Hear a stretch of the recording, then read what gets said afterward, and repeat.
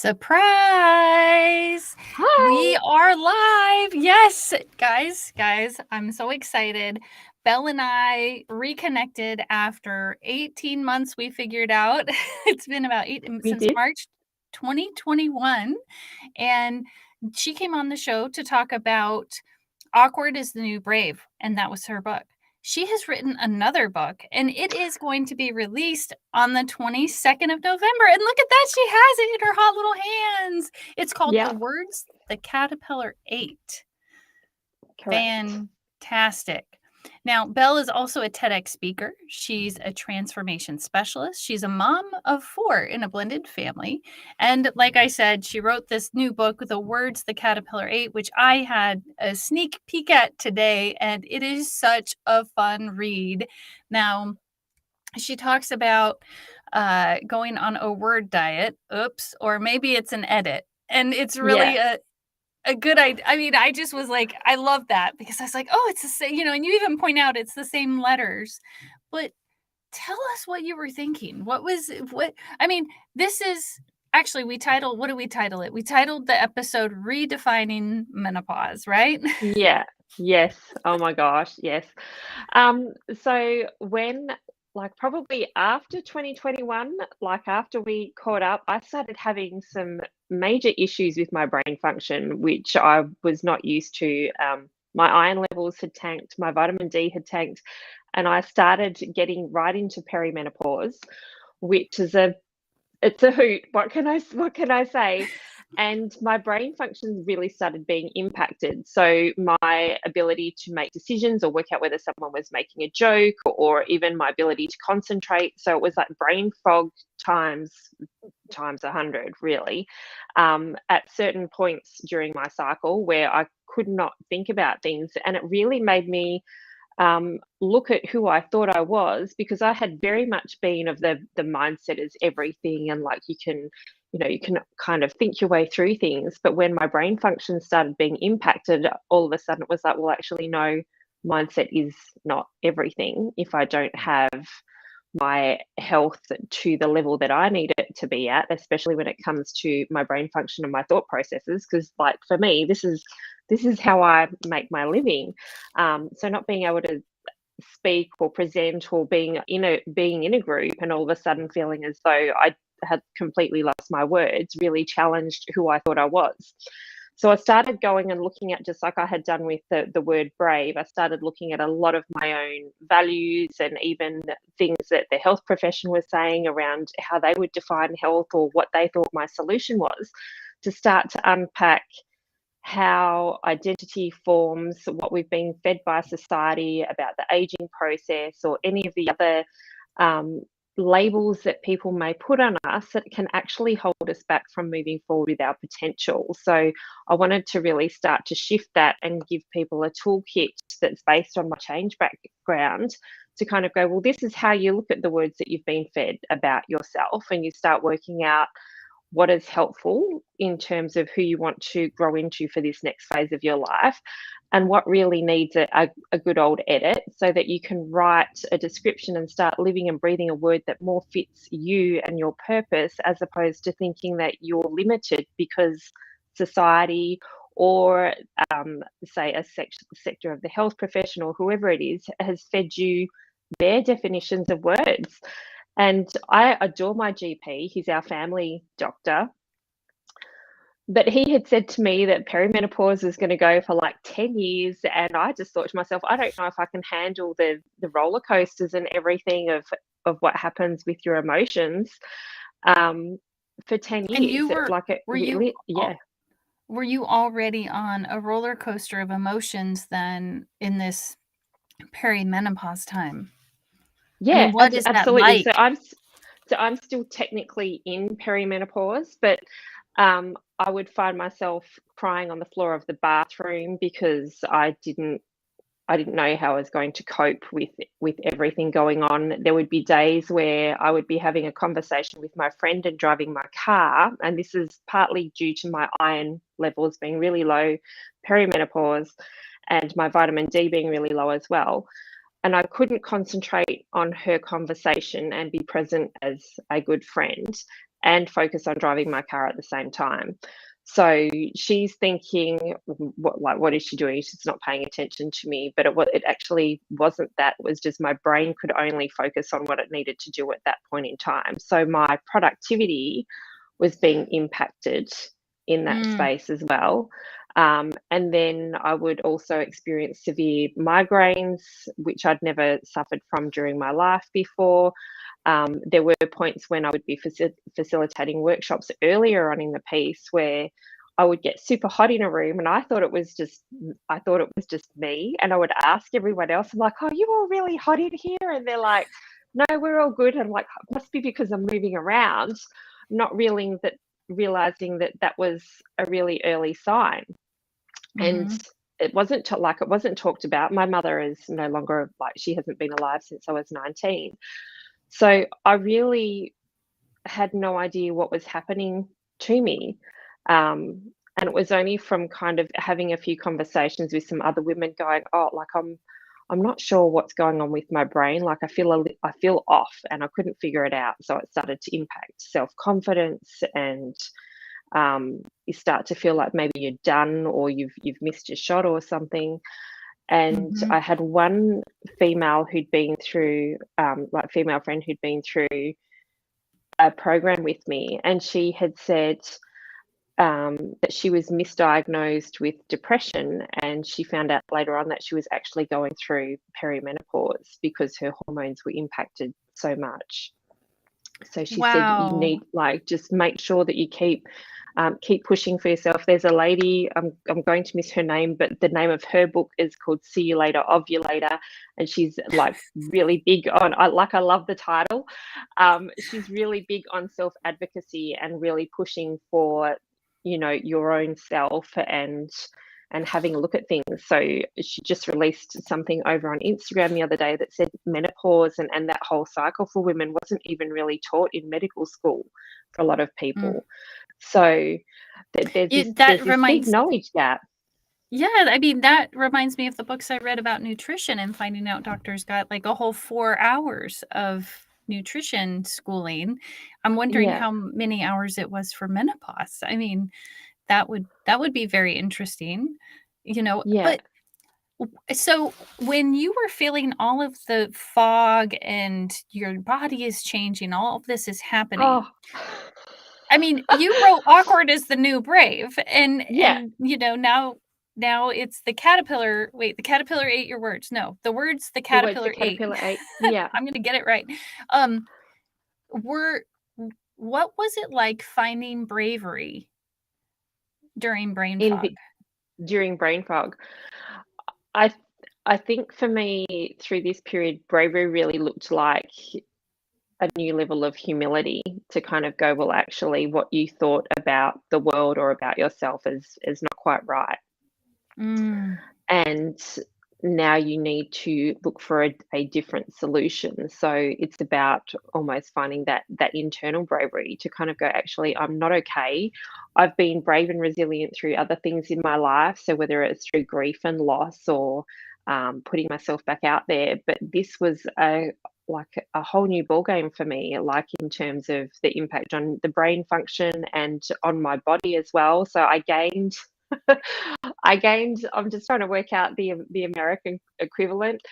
I gained something like close to 40 pounds within a really short period of time, even though I was still exercising and I was still eating, but just nothing was working. So um, I started to be a bit harder on myself. So that bravery word really started shifting more into looking at how can I be humble with my bravery and mhm, say, well, no, this isn't right. I appreciate and respect the medical profession and what they're saying, but I'm going to not eat everything that are being served up in this scenario. And I started looking for people who had definitions or who were actually living a little bit differently. So I started following a lot of naturopaths. So I work with a holistic. This is a lot of alliteration, a holistic hormone health coach. Her name's Laura. She's based over in the US, and just her knowledge in terms of what she talks about with what happens with your levels and how they can impact women and what happens during your cycle, and the importance of working to balance your hormones for not only just for brain function, but also for your overall health, how important that is, and making some changes. So I was probably more of a cardio person for a certain period of my life, and that's not what I do anymore because it doesn't work anymore. So I think it's Mm-hmm. really about being brave in that next level of transformation to kind of go, it's like aging is okay, like because Mm. there's definitely a message that happens out on social media, and I just even think in terms of advertising and marketing that youth is so revered that we don't always celebrate wisdom, Right. Well, that reminds right? me of the woman in Canada, the news anchor woman, I think, that let her hair Yeah. go gray, and then someone asked who approved that, and then she was fired, and then I think the Wendy's corporation turned all Wendy's hair gray in Canada, you know. But what was the most surprising thing you learned about yourself so far in this journey? That my core identity is still there, right? So adventure is one of my core values. I talk about this in the book, but how I live and breathe that value now is different. So I think sometimes we can operate off old versions of ourselves, right? So you may want to be holding on to your 20-year-old dream or your 20-year-old definitions, and my my mid 40 body just cannot cannot operate that way anymore. It's like it's had wear and tear. That's the reality of it, right? Yeah. So adventure now looks a lot more like doing like amazing hikes. I went and did a hike with a group of friends to raise funds for a mental health organisation here called Beyond Blue, and that was a 35-kilometre hike. So met, in miles, I think it's around about 22 miles, like in one day, like along the Oh, coast. wow. So I would rather live out that definition of adventure looking like that. So um, it's now a healthy definition where I have my body intact and I'm not launching myself off giant water slides or accidentally doing myself injuries, where the recovery time for me right now is longer. So Yeah. I think it's just learning to tweak and like keep who you are, but allow those parts of you to evolve, and let go of the words that you may have been fed that no longer fit. So, and Mm. whether it's, so I think that's important, whether it's around what success needs to look like for this phase of your life. And if you're being fed a definition of, well, if you're over 40, then you're done, then start looking for those women who have just done the most amazing things later in life, and really start chasing down those examples Yeah, so I that you mean, you're see the in possibility.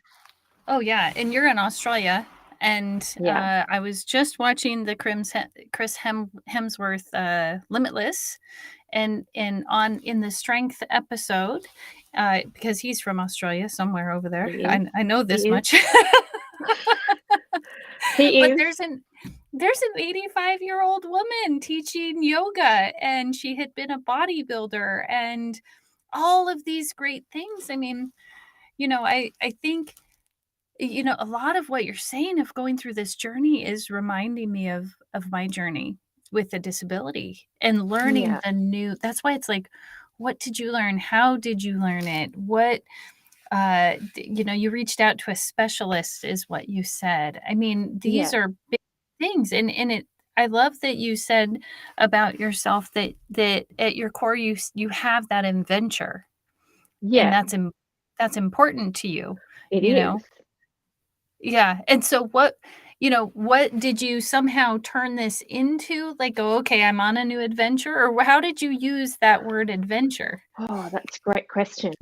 Um, so I may have done that subconsciously. So it may have been adventure in the pursuit of new information, really, and to go against the norm, I guess, if you want to use that, or what people tend to say is a bit of a given. So I wanted to really embrace critical thinking and look at what the available information is, and kind of go, well, what are the questions that they haven't asked, or what are the things that they haven't studied, or what's the, which are the areas that they haven't actually explored. Because I think for women as we age, I can't speak for men, I'm obviously not a man, but for women as we age, there seems to be this big knowledge gap around visibility and aging process for us. And so I'm a like Generation X. The messaging that we had when we were like when I was growing up was children should be seen and not heard. And I don't necessarily know that as a young child, I had lots of examples of women who were older and doing amazing things. So now all of a sudden you're like, okay, so how do we become that example and start to show people what's possible, and do it in a way that you're not going to break yourself in the process. So I think that's important.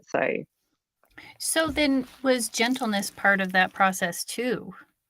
Yes, because I I tend to be a person who wants it like I do think we live in a society where it's like instant gratification, and I do like to like have things now where I want my solution to happen fast, and I've had to be a lot more patient with myself especially on the hormone front, because it wasn't like I could just take something and everything would be balanced overnight.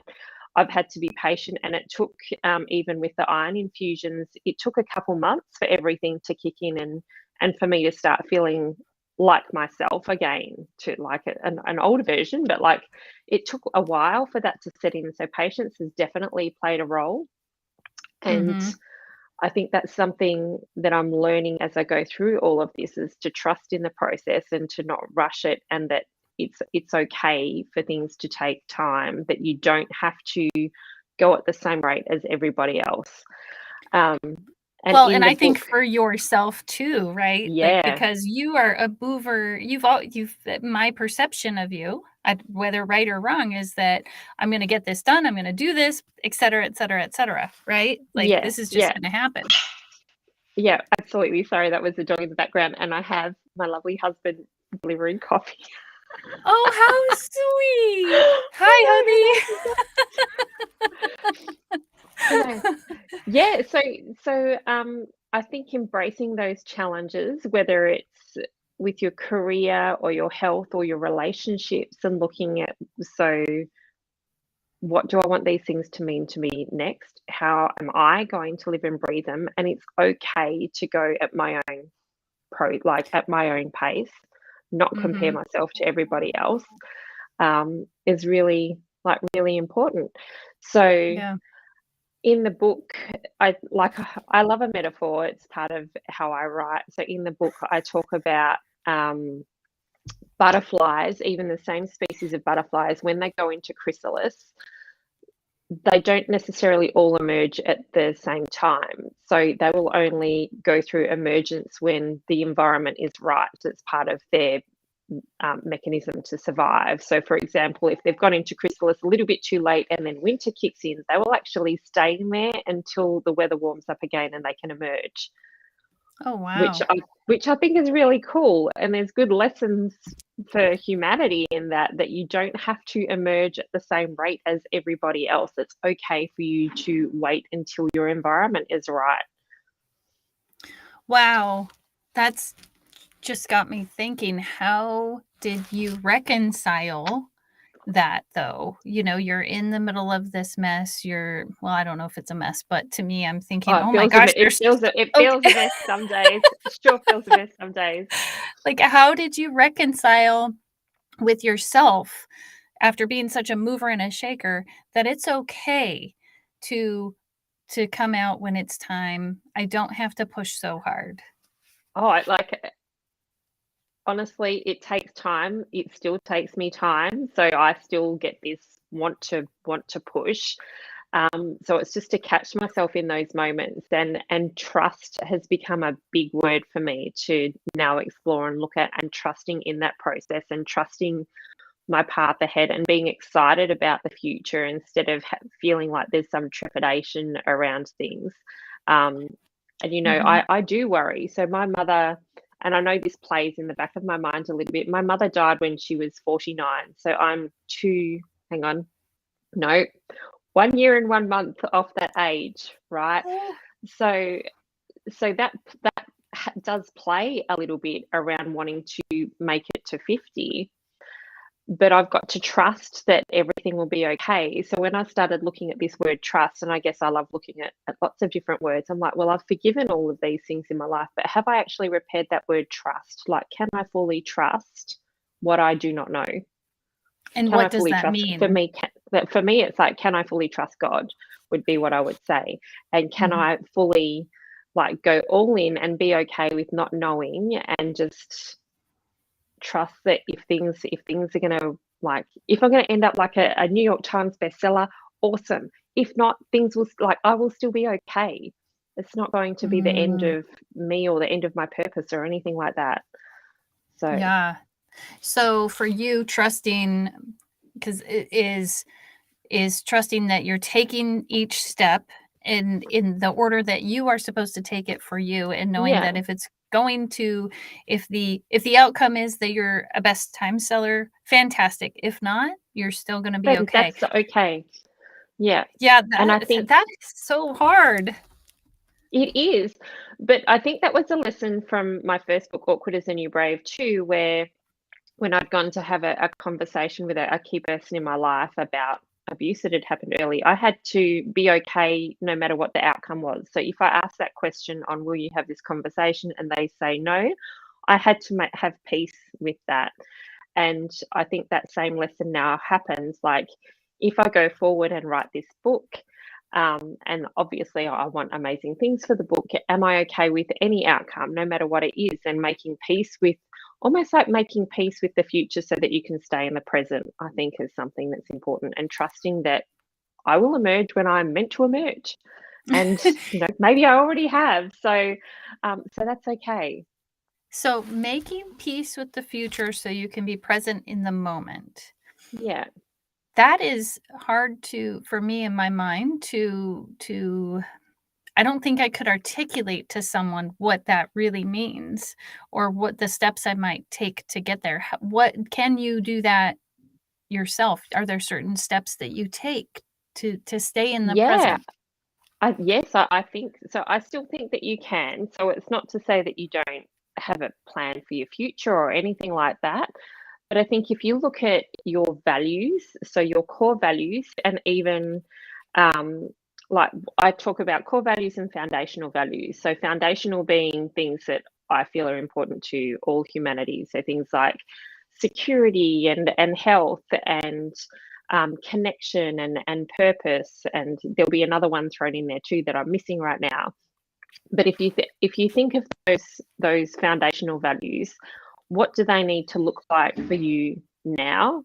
And then your core values, so things like adventure for me is how am I going to live that out? So is it something that is an everyday value for me, and it may be in terms of pursuit of knowledge or being adventurous with seeking out new information, like the example that you'd asked me about, or it might be going for a surf when the weather permits, and kind of going, well, that's part of who I am. But I know that for me, the amount of joy in life is not as high if I don't have access to adventure. So is it using that adventure and just having this trust? I guess we're using all these words now. Yeah, I know there's so many Like, words, so it's many. fantastic though, because these are words we've talked about.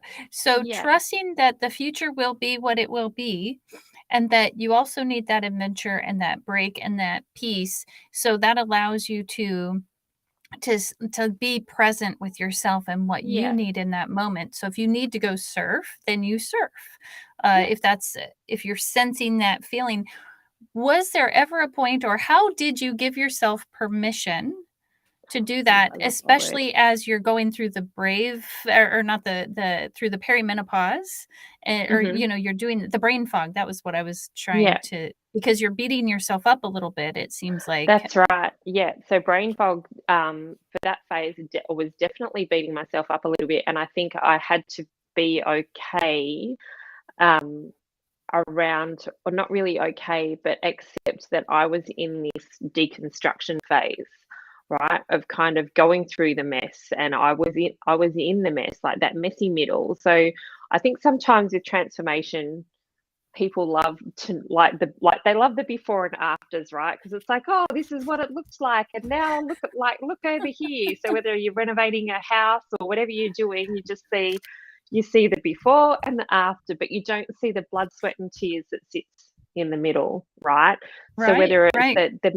whether it's the mental work that you're doing, or whether it's physical work that you're doing, or whether it's, visual work that you're doing in a space, they don't see that messy middle part. And I wanted it to be okay to have permission to say, it's all right. I'm figuring things out, and that's where I'm at, and Mm, that's okay. And I think yeah. that's the important permission part, to be okay with the mess, a little bit. Yep, it's because it seems like almost there's this point where you had, like, the choice to become okay living in the I don't know world, because with everything before, just knowing, just from interviewing you a couple times now, thinking that if I do X, Y, and Z, this will be the outcome, Yeah. and I'll be okay with the outcome. But now you're in this place where it's like you couldn't accomplish X, Y, and Z, and you had Hmm. to trust that the outcome would still happen on some level Yeah. Yes, while you're in absolutely. this terrible mess. Yes. While you're sitting in this mess, it's like, I've got to trust that there's a way through, like, that's it. And that is why I do draw those big parallels through the life cycle of the caterpillar. Like, when it goes into, like, everyone knows what a caterpillar looks like. Like, it's quite easy to see them Yeah, hopping around. yeah, And then when you move into the chrysalis phase, or when they go into the chrysalis, no one can, unless you cut them open, which I think is cruel. You can't see the mess that's sitting inside, right? Because they are completely deconstructing, and in that same process, they're reconstructing. So they have. I did a lot of research on butterflies and caterpillars while I was writing this book. They have yeah, these little things called imaginal discs, which basically help in them emerging as the butterfly. And the same, I think, happens for us. So we have these core values that are innate to us, or these talents that are innate to us. And it's around learning how we adapt and shift and come out the other side. So we're not losing who we are, but we are evolving how we are, I guess. mm. And I love the idea of what is happening in the chrysalis, because it's a gooey design. It's not, there are no It's clear lines. It's gooey, no, it's messy, it's kind of disgusting if you cut it open, right? Like, yeah, yeah. and It's the and crying on the bathroom floor stuff, like that. That's it. Where your closest people get to see you in that gooey, messy state. So yeah. What was that like for you to let them see you in that messy state? horrible. um, but I had to. I think it shows you what love looks like real Mm, love looks like, for whether it's through friendship or relationship, whatever type it is. But you get to see what love looks like through that mm, for yourself. That gentleness for yourself that you have, and what other people have for you as well. So yeah. it's Oh, very humbling process to go through. That's for sure. most definitely. Okay, we are almost up, but I wanted to ask you if you had 3 tools or tips, which I am certain you do. Oh, I do. I Yeah, do. I do it. I do it for all of these women who are in their chrysalis phase. Okay. So I think the chrysalis phase is such an important one for reflection, where it's to start to explore any of the words that you have been fed about yourself, or about the world, and whether it's what success looks like, or what love or wisdom looks like, or what security looks like, any of those important words to you. It's such a good opportunity to explore your values and your language in that phase, and then to think about how would you like to live them when you are through that phase, and what's important to you in terms of support. So your environment, thinking about people that you might need to set boundaries with, whether you need to set boundaries with yourself. And one of those may be, if you identify as like a strong woman, or you've been raised that way, and I identify that way. How do you ensure that strong still has that boundary so that you allow yourself to be soft and vulnerable, so that you don't feel as though you're going to become hard, so that you can keep those other elements of yourself? So I think that's really important to do in that phase, is to, really treat it as exploration, and that it's not a space to give up, because then you stay in that mess space and trust that you'll come out of it. But I think the introspection that you can do while you're in there is incredibly valuable. Yeah. Oh, fantastic. I'm so glad I got to have you on the show today. I just want to say hi to Jan, who put in the chat. Hi, Jen. Loves being, yeah, he's awesome. Love that, being okay in an I don't know world. And that's that chrysalis phase. We don't know what we're Yeah. gonna come out looking like. And that's why, I mean, even in the book right out the gate, which is available the 22nd, and where is it gonna but right out the gate in the book, I mean, I feel like there was such a huge connection to the metaphorical way that you were writing the book, and it was so entertaining to read the pages that I got to read, because I only got to take a sneak peek this morning. But it's anyway, so but tell everyone, where can they get The Words the Caterpillar Ate? Can they pre-order it? All of the Yes. good stuff. Yes, so you can get it at all the good bookstores. If you want to head over to my site, bellockerbie.com/books, you will find links to the major retailers there. So it's available on Amazon, Kindle, Apple iBooks, Booktopia. Where else have we got? I'm trying to think. Barnes and Noble, anywhere that you want to purchase it, whether you're looking to get an ebook version, which will download on the 22nd, or you're wanting to get a paperback. And I do know that Amazon, or somewhere in the chain of things, books have been released early. So I'm just trusting that the people who get them early need to read them early. So great little gift for Thanksgiving or for Christmas as well. And it really is about helping you understand yourself and others, and really grow that level of understanding for where you are at or where someone else is at. And that's part of why I wrote it, is to help navigate that space. Yeah, that messy, messy time. So everybody, you can find Belle at bellwalkerbee.com. She's also on Facebook. Wow. Facebook. No, it's Facebook. Hey there, Belle, Belle. And then on Insta, it's just Belle Lockerbie. So It thank is. you so much for coming on this show Thank today. you. Glad to have you It's been back. awesome. Thank you Yeah, so much. yeah. And if there are any comments that pop on the replays, I'll be sure to pop on by and answer any questions as well. So thank you so much. Thank you. We'll see